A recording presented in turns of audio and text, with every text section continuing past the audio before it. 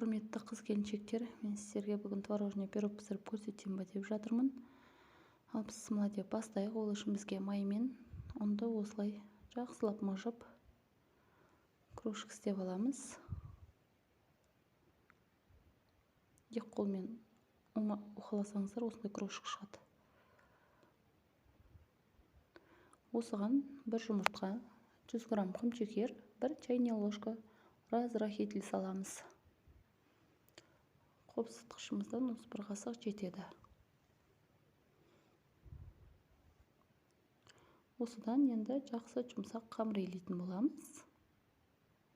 Егер қамыр болмай әлі басы бірікпей жатса, бір қасық қаймақ салып жіберуді кеңес етемін. Осылай бір қасық салып жіберсеңіздер болады. Жақсылап жұмсақ қамыр илеп алыңыздар.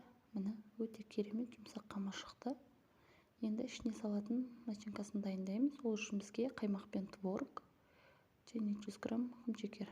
Өз қалауларыңызша тәттілігіне қарап қоса берсеңіздер болады.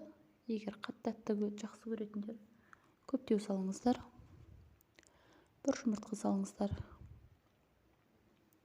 Егер басы бірікпей қалады деп қорқып жатсаңыздар, 2 жұмыртқа салсаңыздар болады.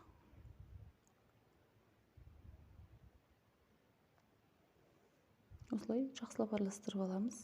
Жаңағы жұмсақ қамырымызды табамызға салып, осылай қолымызбен жайып шығамыз. Шет-шетіне шығарып, себебі ішіне начинкасын құятын боламыз.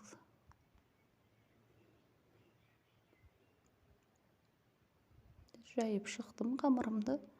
Енді ішіне жаңа начинкамызды құятын боламыз. Міне, өте керемет дәмді болып пісіп шықты. Мен сіздерге кесіп көрсетейін. Ұнаса лайк басып, комментарий қалдырып, подписаться етуді ұмытпаңыздар.